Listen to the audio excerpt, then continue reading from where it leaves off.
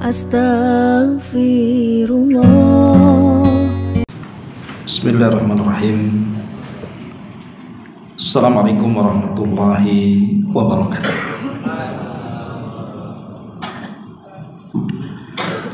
Alhamdulillah wassalatu wassalamu ala rasulillah wa ala alihi wa sahbihi wa mawalah wa la hawla wa la quwata illa billahi wa ba'du. Kita lanjutkan kajian kita, masih membahas tafsir dari surah Al-Mulk, dan kita masuk pada ayat kelima dan seterusnya. A'udzubillahi minasyaitonir rajim. Bismillahirrahmanirrahim. Walaqad zayyana as-samaa'a ad-dunya bimasabiha wa ja'alnaha rujuman lisyayatin wa a'tadna lahum adzabas sa'ir walilladzina kafaru bi rabbihim adzabu jahannam wa bi'sal masir. Dan sungguh telah kami hiasi langit dengan berbagai macam bintang, bahkan kami jadikan bintang-bintang itu sebagai alat-alat perlempar setan. Dan kami sediakan bagi mereka, orang-orang kafir itu, azab neraka yang menyala-nyala. Dan orang-orang yang ingkar kepada Rabbnya akan mendapatkan azab jahannam, dan itulah seburuk-buruk tempat kembali. Ma'asyiral muslimin rahimakumullah. Ayat kelima dari surah Al-Mulk dan juga ayat ke-6 menjelaskan kepada kita tentang orang-orang yang ingkar kepada Allah Subhanahu wa taala. Di sini Allah Subhanahu wa taala mengatakan walaqad zayyana as-samaa'a ad-dunya bimasabiha, dan sungguh telah kami hiasi langit yang dekat dengan bintang, langit yang dekat itu dengan bintang-bintang. Artinya kalau langit tanpa bintang itu tidak ada indahnya, bahkan boleh jadi menakutkan. Coba saja kalau lihat malam-malam ke langit, kemudian gelap segelap-gelapnya, tidak ada satupun bintang yang bercahaya, itu sudah was-was kita ini. Jangan-jangan akan terjadi sesuatu. Tapi kalau seandainya langit itu bertabur bintang, maka langit itu sangat indah sekali. Sampai-sampai ada anak muda di zaman Khalifah Ja'far Al-Mansur rahimahullahu ta'ala. Dia baru saja menikah dan dia sedang berbulan madu. Kemudian dua orang yang baru menikah dan sedang berbulan madu ini berjalan ke tengah padang pasir. Kemudian mereka berdua memandang langit nan indah karena bertabur bintang. Mulailah kemudian anak muda ini mengumandangkan syair-syairnya untuk istri tercintanya. Sayangnya ada bait syair yang kemudian terlontar dari lisannya yang menjadikan petaka besar dalam hidupnya. Dia mengatakan, illam takun kal qamari fa anti talik. Kalau wajahmu tidak seperti bulan purnama, jatuhlah talak kepadamu. Ucapan ini tidak sadar diucapkan, saking banyaknya bualan-bualan, sampailah dia karena melihat langit begitu indah, apalagi bertabur bintang dan ada bulan yang sangat indah sekali dipandang, tanpa sadar dia mengucapkan kalimat itu. kalau wajahmu tidak seperti bulan, maka jatuhlah talakku kepadamu. Akhirnya masalah ini sampai kepada sang khalifah Ja'far al-Mansur. Maka sang khalifah mengumpulkan banyak para ulama dari semua mazhab. Ada madhab Syafi'i, ada madhab Hambali, ada madhab Maliki, ada madhab Hanafi. Semua dimintai pendapatnya. Apakah ucapan anak muda ini kepada istrinya jatuh talak atau tidak? Membuat heboh satu kerajaan. Maka masing-masing ulama dari semua madhab mengatakan bahwa jatuh talaknya, karena ucapan talak itu walaupun diucapkan tidak sungguh-sungguh, hanya main-main ataupun bercanda, tetap jatuh, apalagi sungguh-sungguh. Tapi rupanya ada seorang ulama muda dari madhab Hanafi tidak setuju dengan tiga madhab yang lainnya. Walaupun jumhur mengatakan jatuh talaknya, tapi anak muda dari madhab Hanafi mengatakan bagiku tidak jatuh talaknya. Kemudian sang khalifah Ja'far al-Mansur berkata, kok bisa tidak jatuh sementara seluruh madhab atau mayoritas madhab mengatakan jatuh? Kemudian anak muda ulama dari Hanafiyah ini mengatakan ya, karena kalimat itu tidak benar. Dari mana tidak benarnya? Karena dia mengatakan illam takun kal qamari, kalau engkau tidak seperti bulan, maksudnya tidak seindah bulan, maka jatuhlah cerai kepadaku. Kalimat ini tidak benar, karena bulan dengan manusia itu tetap masih indah manusia dibandingkan bulan. Kemudian dia membacakan ayat laqad khalaqnal insana fi ahsani taqwim, sungguh kami telah menciptakan manusia itu dalam bentuk yang paling baik, sebaik-baik bentuk, lebih indah dibandingkan bulan. Kata sang khalifah mengatakan sadaqta, kau benar. Yang ingin saya katakan adalah bagaimana bintang-bintang yang bertabur di langit itu menjadi perhiasan, dan itu kuasa Allah subhanahu wa ta'ala. Langit yang sangat menakutkan dibuat sangat indah. Siapa yang membuatnya? Allah subhanahu wa ta'ala, dengan cara menabur bintang di atas langit sana. Kemudian kata Allah subhanahu wa ta'ala, waja'alnaha rujuman lisyayatin, dan kami jadikan bintang-bintang itu sebagiannya sebagai alat-alat pelempar setan. Artinya bintang itu atau sebagian bintang difungsikan oleh Allah untuk melempari setan, senjata untuk menembak syaitan. Ma'asyiral muslimin yang dimuliakan Allah azza wa jalla, tertarik dengan kalimat ini, waja'alnaha rujuman lisyayatin. Ma'asyiral muslimin wal muslimat rahimani wa rahimakumullah, dahulu di zaman Nabi sallallahu alaihi wasallam, kita tahu bahwa sebelum Nabi sallallahu alaihi wasallam diangkat menjadi nabi dan rasul, maka banyak setan-setan atau jin-jin itu yang naik ke langit.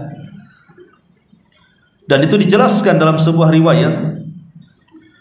Di antaranya riwayat Abu Hurairah radhiyallahu anhu, Nabi sallallahu alaihi wasallam mengatakan, "Idza qadallahu al-amra fis sama'i, dhuribatil malaikatu bi ajnihatiha khud'anan liqaulihi, ka'annahu silsilatun ala safwan."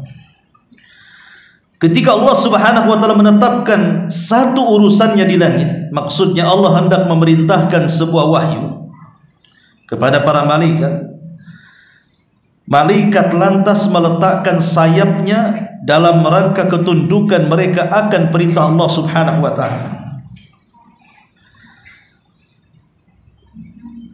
Kemudian Rasul mengatakan,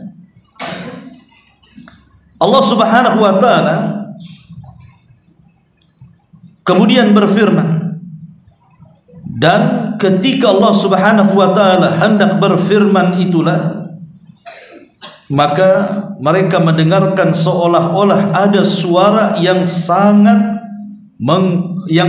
menggetarkan, seperti rantai yang dipukul ke dalam batu. Rantai yang dipukul-pukul ke batu kemudian mengeluarkan suara yang memekikkan, yang mengakibatkan para malaikat seluruhnya pingsan. Dahsyatnya wahyu. Kemudian kata Nabi SAW, فَإِذَا فُزِّئَ عَنْ قُلُوبِهِمْ قَالُوا مَاذَا قَالَ رَبُّكُمْ. Apabila Allah Subhanahu wa taala sudah selesai mewahyukan, dalam riwayat bahwa ketika malaikat pingsan itu, yang pertama kali siuman adalah Jibril. Kemudian Allah memanggil Jibril. Kemudian Allah memerintahkan kepada Jibril untuk memerintahkan kepada para malaikat di langit dunia untuk melaksanakan tugas di bumi. Setelah Allah selesai mewahyukan kepada Jibril, maka barulah seluruh malaikat di langit siuman. Disinilah kata Nabi, hatta idza atau fa idza fuzia an qulubihim, apabila perasaan takut yang ada di dada-dada malaikat itu sudah hilang. Qalu, mereka mengatakan kepada Jibril, madza qala rabbukum, apa yang difirmankan Rabb kita wahai Jibril? Maka Jibril mengatakan, qala al-haq, kebenaran, wa huwal aliyyul kabir, dan dialah zat yang maha tinggi lagi maha besar. Maka setiap Jibril kemudian turun dari lapisan langit ke lapisan langit yang paling rendah, dimulai daripada arsy Allah Subhanahu wa taala. Maka para malaikat penjaga arsy itu, mereka bertanya kepada Jibril, apa yang diwahyukan Allah kepadamu? Maka Jibril mengatakan ini dan itu. Maka semua malaikat di atas arsy dan sekitarnya, mereka bertasbih dan bertakbir. Kemudian Jibril turun ke langit ketujuh. Kemudian para malaikat di langit ketujuh bertanya juga, apa yang difirmankan Allah kepada kita? Maka Jibril mengatakan ini dan itu, artinya kebenaran. Maka semua para malaikat di langit ketujuh semua bertakbir dan bertasbih.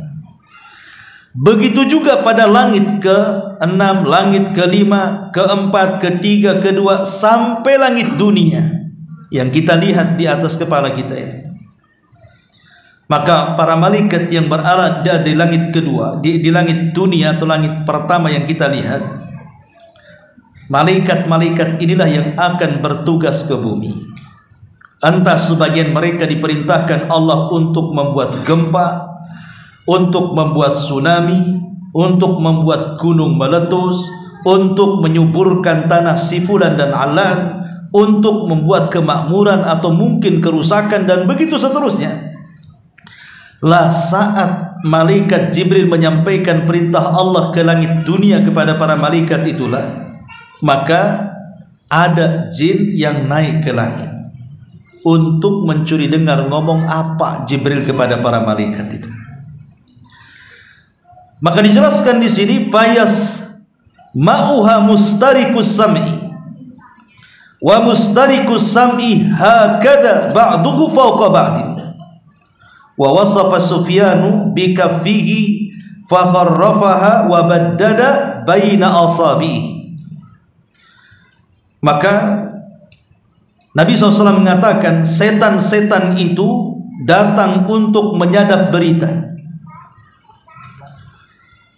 Kemudian para penyadap berita itu posisinya saling bertumpuk satu dengan yang lainnya, sampai Sufyan Ats-Tsauri menggambarkan dengan memiringkan telapak tangannya dan merenggangkan jari-jarinya seperti ini. Ya, jadi tumpuk-tumpuk. Antum tahu panjat pinang? Nah, seperti itu. Jadi Sufyan seperti ini. Jadi jin itu akan terus sampai ke atas seperti orang panjat pinang, makin tinggi makin jauh. Lah jin yang paling atas itu, fayasma'ul kalimata, maka dia berhasil mendengar satu kalimat yang dikatakan oleh Jibril kepada para malaikat sebagai tugas dari Allah di bumi. Fayulqiha ila man tahtahu, maka jin yang berhasil mendapatkan satu kalimat langsung akan dihabarkan kepada jin yang di bawahnya. Fayulqiha ila man tahtahu thumma yulqiha al-akhar ila man tahtahu hatta yulqiha ala lisani sahir awil kahin. Maka jin yang paling bawah akan memberitakan kepada jin yang paling bawah lagi, yang paling bawah kepada yang paling bawah lagi, sampai kepada jin yang ada di bumi. Lah jin yang ada di bumi inilah kemudian menyampaikan kepada para dukun ataupun kepada tukang-tukang sihir. Kemudian kata Rasul, farubbama adraka syihabu qabla an yulqiyaha wa rubbama alqaha qabla an yudrikahu. Kata Nabi SAW, terkadang setan penyadap berita itu terkena api sebelum sempat menyampaikan berita itu. Terkadang pula setan itu bisa menyampaikan berita sebelum terkena api. Maksudnya terkena bintang-bintang, meteor-meteor yang seolah-olah bola api yang menembaki mereka. Fayakdzibu ma'aha mi'atu kadzba. Maka akhirnya pun jin yang paling bawah itu mereka berdusta bersama satu berita yang benar dengan 100 kedustaan. Fayuqalu alaysa qad qala lana yawma kadza wa kadza kadza wa kadza fayusaddiq bitilkal kalimati allati sami'a minas sama. Terkadang kalau ada satu dukun kemudian meramal kok benar, maka boleh jadi yang benar itulah kalimat yang hak dari 100 kedustaan yang disampaikan. Intinya dukun itu pendusta, karena yang benar satu, yang 99 dusta. Kalau boleh saya analogikan seperti ini, kawan. Antum berjejer dari sini sampai ke sana, anggaplah 200 orang. Tidak boleh mendengar satu dengan yang lainnya. Kemudian saya bisikan di telinganya, besok kita pergi ke pasar. Kemudian orang ini mengatakan besok kita pergi ke pasar. Belum tentu sampai yang ujung sana begitu kalimatnya kan. Bisa saja terbalik, besok tak usah ke pasar katanya. Namanya orang dari telinga ke telinga. Pas telinganya waras ya, pas kena budeknya repot kan begitu. Lah itulah kalimat-kalimat itu memang sengaja ditambah-tambahkan jin, karena jin itu untuk menyesatkan Bani Adam. Lah ketika mereka naik ke langit itulah maka mereka akan ditembak oleh meteor-meteor tadi. Makanya kata Rasul, setan-setan penyadap berita itu terkadang terkena api sebelum sempat disampaikan, atau terkadang pula bisa menyampaikan sebelum terkena api. Tapi sekali lagi ini sebelum diutusnya Nabi SAW. Tapi setelah diutusnya Nabi SAW, terutama ketika turun 2 surat yang mengangkat Nabi SAW menjadi Nabi dan Rasul. Pertama 5 ayat pertama suratul Alaq mengangkat beliau menjadi Nabi, dan 50 ayat pertama surah Al-Mudaththir mengangkat beliau menjadi Rasul, sehingga diistilahkan oleh ulama sejarah nubbi'a bil alaqi wa ursila bil mudaththiri. Turun SK kenabian dengan turunnya surah Al-Alaq, dan turun SK kerasulan dengan turunnya surah Al-Mudaththir. Sejak 2 surat ini turun, maka Allah Subhanahu wa ta'ala memfungsikan bintang, betul-betul difungsikan, di mana seluruh bintang itu berfungsi di langit. Mana-mana jin yang berani naik ke atas untuk mencuri dengar pasti akan terkena tembakan, dan mereka pasti mati. Akhirnya kemudian jin-jin itu tidak berani naik lagi ke langit. Inilah yang membuat iblis penasaran, ada apa dengan langit? Kenapa langit seketat itu hari ini? Kenapa anak buahnya tidak bisa berhasil naik ke langit untuk mencuri berita dengar dari kalimat-kalimat para malaikat yang akan ditugaskan Allah untuk mengatur bumi ini? Bolehlah iblis penasaran, ada apa ini? Kenapa langit susah ditembus? Apakah ada kebaikan yang akan menimpa kita, ataukah ada keburukan yang akan menimpa kita? Asyarrun urida biman fil ardi. Apakah mungkin ada keburukan ataukah justru ada kebaikan? Maka mulailah kemudian iblis pun mengatur rencana. Dipilihlah kemudian para pembesar jin untuk mencari kabar kenapa langit seperti itu tidak bisa ditembus. Maka iblis kemudian menyebar anak buahnya ke timur, ke barat, ke selatan, dan ke utara. Sampai akhirnya ada 7 atau 8 atau 9 jin dari jin Nusaybin. Namanya jin Nusaybin. Jin Nusaybin ini kebetulan dia sedang mencari-cari kabar berita tentang tidak bisanya langit ditembus. Rupanya jin Nusaybin ini nyasar ke Nakhlah. Nakhlah itu kebun kurma. Lah kebetulan Nabi SAW dan para sahabatnya sedang beristirahat di Nakhlah. Ada yang mengatakan di Tihamah, wallahu a'lam. Lah kebetulan ketika itu Nabi SAW sedang melaksanakan sholat subuh. Maka jin Nusaybin ini tiba-tiba tertarik dengan bacaan Nabi SAW di sholat subuh itu. Akhirnya mereka pun beriman kepada Allah Subhanahu wa ta'ala. Siapa jin Nusaybin ini? Berapa jumlahnya? Dari mana asalnya? Masyaallah muslimin yang dimuliakan Allah Subhanahu wa ta'ala, ada yang mengatakan bahwa jin Nusaybin ini menurut para ulama jumlahnya berkisar antara 7 sampai 9 jin. Maksudnya yang berjumpa dengan Nabi SAW kemudian mendengarkan bacaan Quran. Al-Hafidh Ibnu Hajar Al-Asqalani, juga Al-Imam Mujahid, kemudian juga Al-Qurtubi dan ulama-ulama yang lainnya menyebutkan nama-namanya. Perhatikan nama-namanya, jangan sampai antum ada pula kemiripan namanya.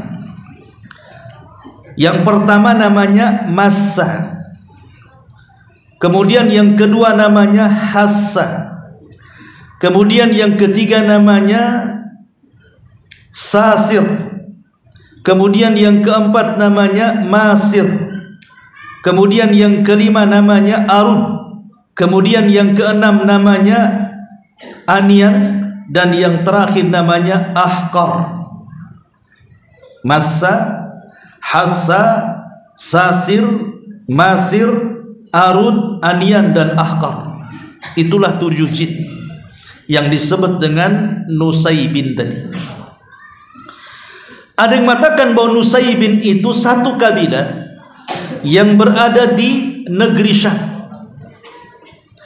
Ada yang mengatakan Nusaybin itu satu kabilah yang ada di negeri Irak.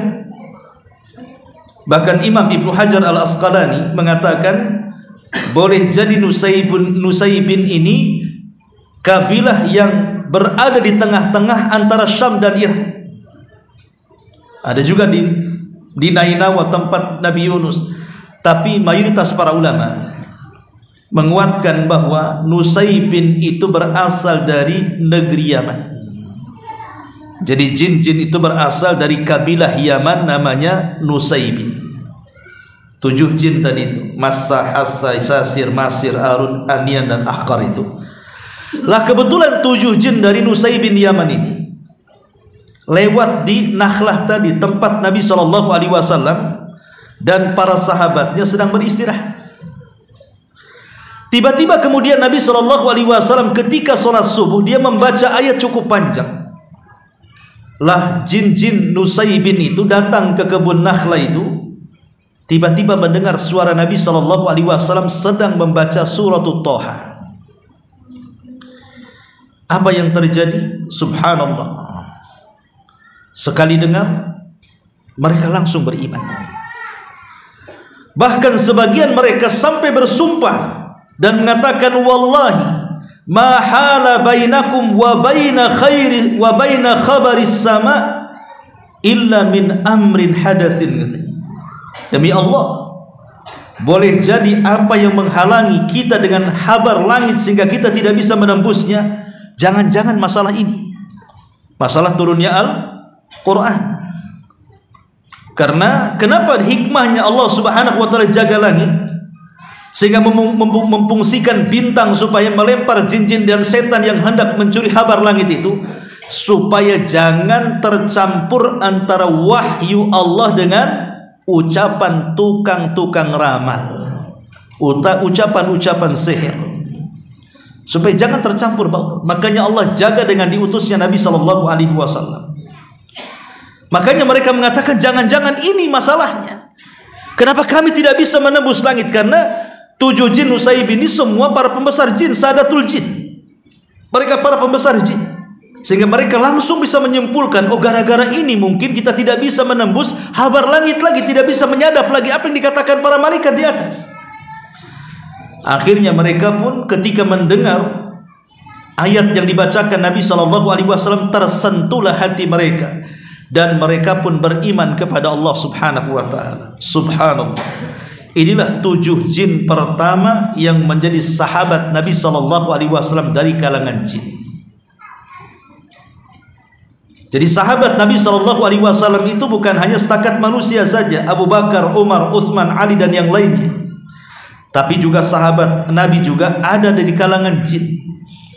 Dan mereka lah sebaik-baik kalangan jin, karena mereka hidup di zaman yang Nabi SAW katakan, khairun nasi qarni thumma alladhina yalunahum thumma alladhina yalunahum.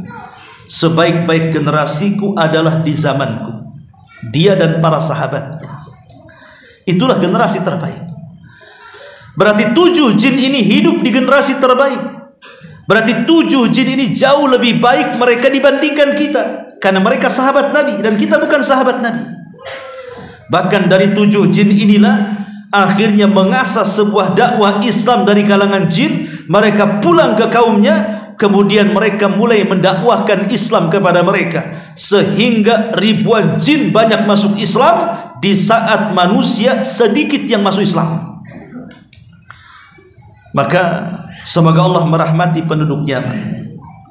Manusia dan jinnya Allah muliakan. Dari kalangan manusia orang-orang Ansar yang Nabi SAW janjikan kepada mereka di telaganya, di mana manusia yang pertama kali meminum dari telaga Nabi SAW mereka orang-orang Ansar. Siapa orang-orang Ansar? Ahlul Yaman. Mereka adalah penduduk Yaman. Maka jinnya juga sama, Nusaibin itu dari Yaman.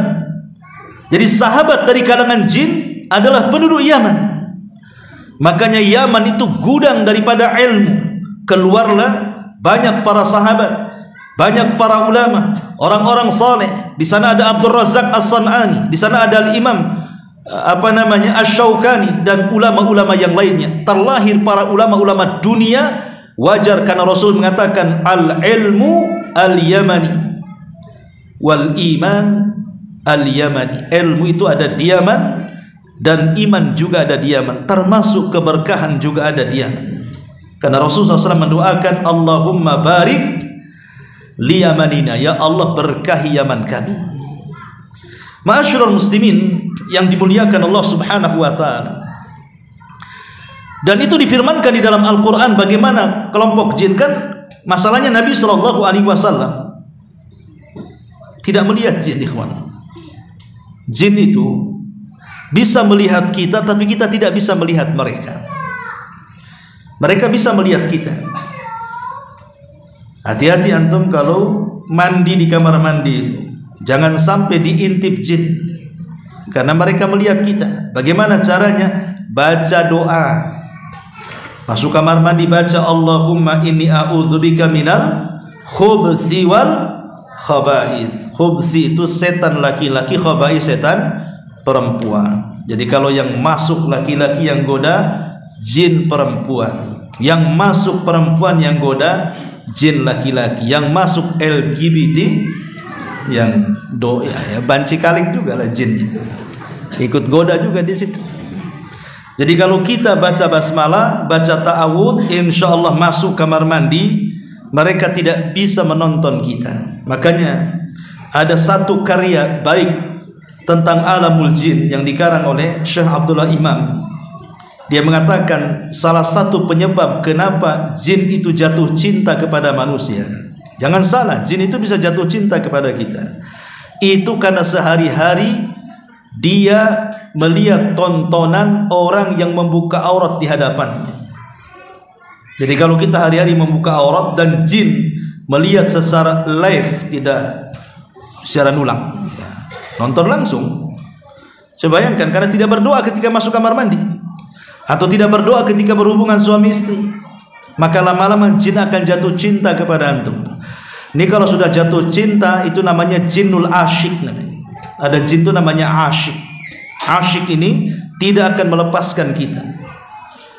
Jadi hati-hati, jangan sampai jatuh cinta atau dijatuh cintai oleh jin kepada kita, na'udzubillah. Kembali bahwa di dalam Al-Quranul Karim, tepatnya surah Al-Jin, Allah mengatakan, Qul uhiya ilayya annahu istama'a nafarun minal jinni faqalu inna sami'na qur'anan ajaba. Katakan ya Muhammad, telah diwahyukan kepadamu bahwa telah mendengarkan sekumpulan jin akan Quran yang kau baca, lalu mereka berkata, sungguh kami telah mendengarkan Al-Quran yang menakjubkan. Subhanallah. Jin ini menganggap suara Quran atau isi Quran itu sangat menakjubkan. Dan menakjubkannya lagi adalah sekali dengar langsung beriman. Mereka hanya satu kali dengar di kebun nakhla itu saja, tiba-tiba mereka beriman kepada Allah Subhanahu wa ta'ala. Terkadang ada dari kalangan jin itu jauh lebih baik dibandingkan manusia. Sekali dengar Al-Quran langsung beriman. Banyak manusia berkali-kali dengar Al-Quran, ya tetap saja tidak mau beriman. Tidak berpengaruh Al-Quran dalam telinga kita sampai ke hati kita. Itulah kemuliaan jin yang mendengarkan Al-Quran di zaman Nabi SAW, sampai mereka mengatakan, yahdi ila rusydi fa'aman nabi walan nusyrik bi rabbina ahada. Di mana Al-Quran itu memberikan petunjuk kepada jalan yang benar, lalu kami beriman kepadanya, dan kami sekali-kali tidak akan mensekutukan seseorang pun dengan Rabb kami. Sampai kepada ayat wa annahu kana rijalun minal jinni wa annahu kana rijalun minal insi ya'udzuuna birijalin minal jinni fazaduhum rahaqa. Jin mengatakan sendiri bahwa ada beberapa orang laki-laki di antara manusia meminta perlindungan kepada laki-laki dari kalangan jin, maka jin-jin itu menambah bagi mereka dosa dan kesalahan. Ayat ini ada asbab nuzulnya. Jadi ada manusia yang kemudian menyembah jin, tiba-tiba yang disembahnya dapat hidayah. Jadi ada jin awalnya minta disembah manusia, kemudian setelah disembah manusia, jinnya hijrah, jinnya masuk sunnah.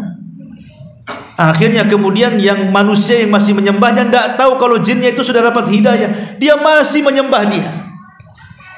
Makanya Allah katakan ada sekelompok manusia meminta perlindungan kepada jin padahal jinnya sudah tobat, sehingga mereka menambah dosa dan juga kesalahannya. Kemudian Allah Subhanahu wa ta'ala mengatakan di ayat jin atau surah jin ayat 9-nya, wa anna lamasna as-samaa fawajadnaha muliat harashan syadidan wa syuhuba. Inilah sebagai penguat pembahasan kita. Dan sesungguhnya kami telah mencoba mengetahui rahasia langit, maka kami mendapatinya penuh dengan penjagaan yang kuat dan panah-panah api yang menghantam kami. Wa anna kunna naq'udu minha maqa'ida lis-sam'i faman yastami'il an yajid lahu shihaban rasada. Dan sungguh kami dahulu dapat menduduki beberapa tempat di langit untuk mendengarkan berita-berita dari langit. Tetapi sekarang barang siapa yang mencoba mendengarkan seperti itu, tentu akan menjumpai panah-panah api yang mengintai dan siap membakarnya. Wa anna la nadri asyarrun urida biman fil ardi am arada bihim rabbuhum rasyada. Dan sungguh kami tidak mengetahui dengan adanya penjagaan itu, apakah itu keburukan yang dikehendaki Allah bagi kami, ataukah Allah menghendaki kebaikan bagi kami. Ma'asyiral muslimin yang dimuliakan Allah Subhanahu wa ta'ala. Jadi dengan peristiwa ini di zaman Nabi SAW, maka tidak ada satupun jin yang berani naik ke langit. Betul-betul mereka kapok, tidak ada yang berani. Karena ketika itu memang langit dijaga betul-betul oleh Allah supaya jangan tercampur antara wahyu syaitan dan wahyu Allah Subhanahu wa ta'ala.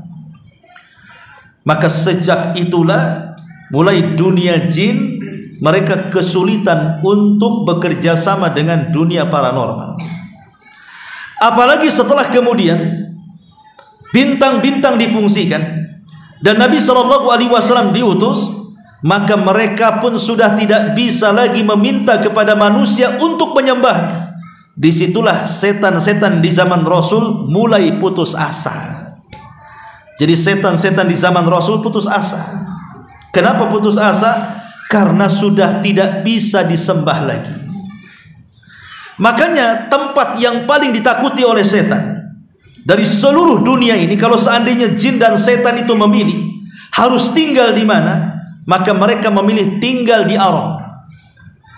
Kenapa? Karena daerah-daerah lain selain Arab bagi mereka mudah untuk menggoda orang-orang yang ada di situ menyembah mereka.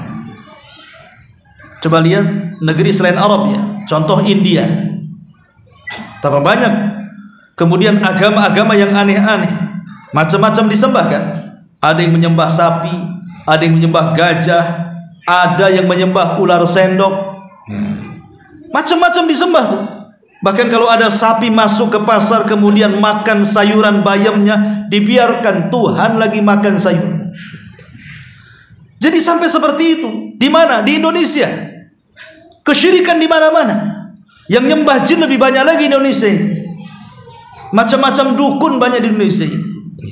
Makanya bagi daerah-daerah lain, bagi jin dan syaitan itu, bagi iblis mudah untuk mereka menyembah dirinya dan anak buahnya. Tapi Jazirah Arab itu negeri yang paling sulit, di mana penghuninya disuruh menyembah setan, iblis, jin itu susah. Makanya Nabi SAW sampai mengatakan apa? Inna syaitan qad aisa an yu'bada fi jaziratil Arab. Sesungguhnya setan itu, jin atau iblis itu, mereka sudah putus asa untuk disembah di tanah Arab. Sehingga mereka harus cari cara supaya bangsa Arab itu mengikuti dirinya. Makanya ujung hadis Rasul mengatakan walakin bitahrish bainahum. Maka setan akan membuat tahrish, bagaimana orang-orang Arab itu akan bermusuhan satu dengan yang lainnya. Dan permusuhan orang Arab, lihat hari ini luar biasa. Tidak ada permusuhan yang sekejam permusuhan orang Arab dibandingkan non-Arab. Lihat di negeri kita. Di Indonesia ini banyak suku, macam-macam suku, ada Padangnya, ada Bataknya, ada Jawanya, ada Sundanya, ada Alornya, macam-macam suku di Indonesia ini. Alhamdulillah, kita damai-damai saja di sini. Tidak berperang seperti perangnya orang-orang Arab sana kan. Lihat di Arab hari ini, mereka saling berperang, mengacungkan senjata. Kenapa? Ditulah keberhasilan syaitan. Memang syaitan tidak bisa menjadikan orang Arab itu menyembah mereka seperti daerah-daerah lainnya di dunia ini. Karena mereka sejak diutusnya Nabi SAW sampai hari ini tauhid mereka kuat. Tapi ketika mereka melihat ada celah kelemahan orang Arab dengan cara apa? Tahrish, dibuatnya perpecahan. Makanya kalau seandainya terjadi perpecahan, maka perpecahan itu ibadatus syaitan. Itulah ibadah kita kepada syaitan dengan memunculkan perpecahan. Akhirnya apa? Satu dengan yang lain musuhan kan, gara-gara perpecahan itu. Satu yayasan akhirnya musuhan, satu masjid musuhan, satu organisasi musuhan, satu partai musuhan.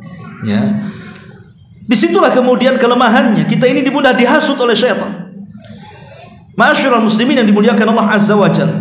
Lah ketika kemudian balik kepada jin-jin di zaman Nabi SAW, setelah mereka dapat hidayah, apa yang terjadi?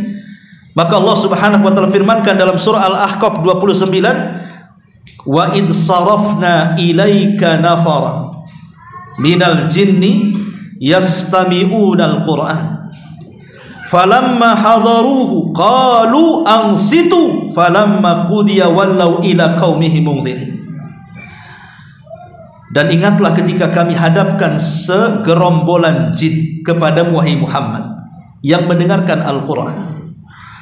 Maka tatkala mereka menghadiri pembacaan, lalu mereka berkata kepada kawannya, dengarkan, dengarkan. Ada orang yang baca Quran, dengarkan. Subhanallah, mereka peduli dengan Quran. Tapi hari ini orang baca Quran ramean, biasa aja. Kadang-kadang jin lebih pandai, lebih paham pula dibandingkan kita. Apa yang terjadi?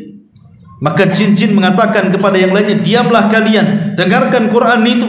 Ketika pembacaan telah selesai, mereka pun masuk Islam. Mereka pun kembali kepada kaumnya untuk memberikan peringatan. Sekali dengar Quran langsung dapat hidayah. Luar biasa. Ya, karena Quran itu adalah kalamullah, ucapan Allah atau firman Allah subhanahu wa ta'ala. Dan saya pikir kalau orang baca Quran itu setan lari. Rupanya manusia jauh lebih lari dibandingkan setan saat mendengar Al-Quran. Tak percaya? Coba antum santri-santri itu main-main tuh, ada preman lagi duduk-duduk, baca Quran di situ. Apa nggak dipukul botol antum? Ya, salah tempat. Ini bukan masjid katanya. Atau ibu-ibu yang sedang gibah tuh, ibu ya. Jadi umpamanya kalau ibu-ibu tetangga ini sedang gibah-gibah, Bu, ambil Quran, baca Al-Baqarah di sampingnya. Kira-kira responnya ibu-ibu yang lainnya cemana? Apa nggak mendelik tuh?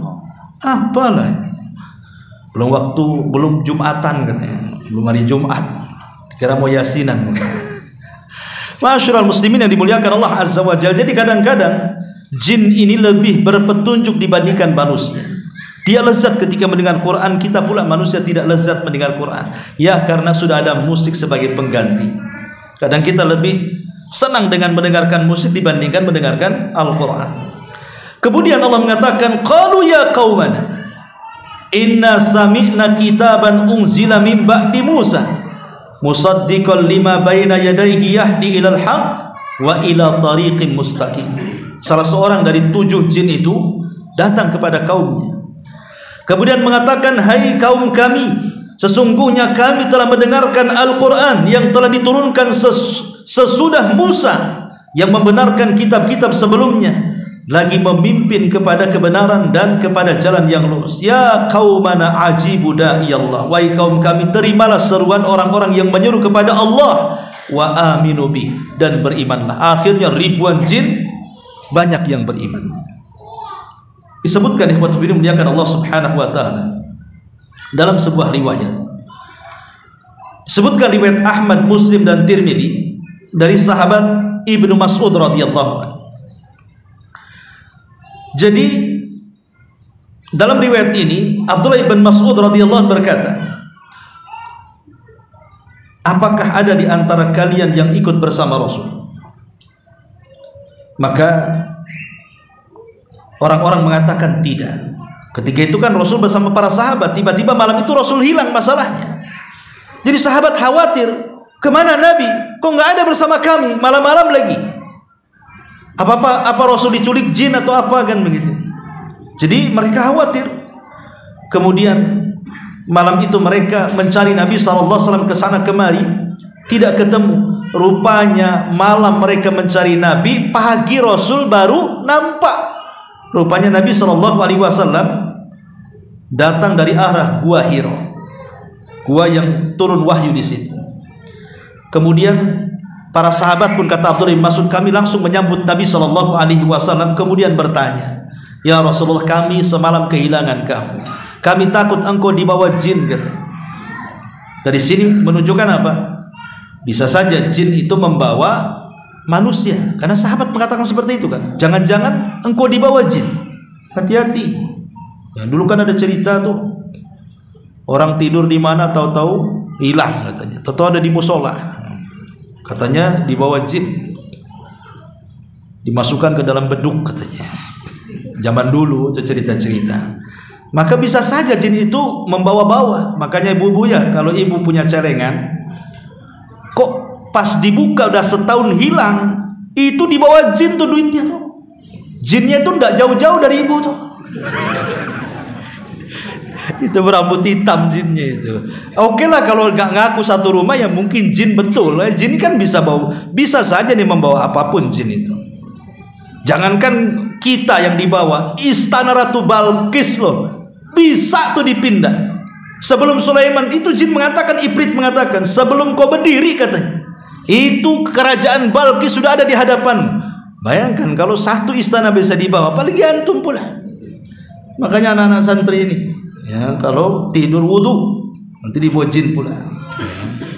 Jadi jawaban Nabi SAW ketika ditanya dari mana semalam, maka Rasul mengatakan atani da'il jin fadhahabtu ma'ahu faqara'tu alaihimul Qur'an. Ada seseorang dari kalangan jin, tentu malaikat Jibril yang beritahu, ya, yang mendatangiku, aku pun pergi bersamanya dan aku membacakan Quran kepada mereka. Ibnu Mas'ud melanjutkan ceritanya. Kemudian Nabi SAW pergi bersama kami. Kami pun melihat bekas mereka dan bekas api mereka. Dan mereka meminta bekal hidup. Lalu Nabi SAW bersabda, lakum likulli admin dzukira smullahi alaihi yaqau fi aidikum wafar ma yakunu lahman wa kullu ba'ratin alfun lidabatikum. Kata Nabi SAW ketika mereka minta bekal kepada Rasul kalangan jin itu, maka Rasul mengatakan pada setiap tulang hewan yang disembelih secara syar'i akan berisi penuh daging di tangan kalian, dan setiap kotoran hewan ternak menjadi makanan binatang-binatang kalian wahai kalangan jin. Artinya begini, jadi kalau kita ini habis makan sop tulang umpamanya, antum makan sop tulang, kemudian antum baca basmalah ketika membuang tulang itu, membuang tulang ke tong sampah, antum baca basmalah, bismillah, ya, maka daging-daging yang sudah antum makan itu akan kembali kepada tulang itu, kemudian akan dimakan oleh saudara kita dari jin, dan itu bentuk sedekah kita kepada jin. Ketika membuang tulang-tulang yang kita makan, jangan lupa baca basmalah, ya. Ustadz, saya sudah coba baca basmalah, tak nampak daging-dagingnya, tetap aja tulang katanya. Kalau nampak itu ambil lagi. Maksudnya ya ini kan, maksudnya tulang dari kalangan jin-jin yang tahu, ya kan, sudah antum makan, masa antum mau ambil lagi? Makanya kemudian dibuat tidak nampak, jin yang tampak. Tapi subhanallah, ada manusia paling bakhil, bakhil-bakhilnya manusia. Kadang-kadang tulang pun tidak dikasih sama jin, dipresto sama dia. Dimakan pula tulangnya, nggak dikasih jin-jin itu, ya. Jadi kalau buang tulang ayam, tulang ikan, tulang apa saja, ya, maka baca basmalah biar dimakan oleh saudara kita. Adapun kata Nabi SAW, kotoran hewan kita itu dimakan oleh binatang-binatang dari kalangan jin. Karena jin pun ada binatangnya, ada kuda, ada macam-macam di kalangan jin, sama dengan kehidupan manusia. Lah kemudian Nabi SAW mengatakan, fala tastanju bihima fa innahuma ta'amu ikhwanikum. Janganlah kalian melakukan istinja dengan tulang dan kotoran, karena itu makanan saudara kalian dari kalangan jin. Sudah isya belum? Sudah isya. Baik, sampai di sini. Subhanallah bihamdika asyhadu an la ilaha illa anta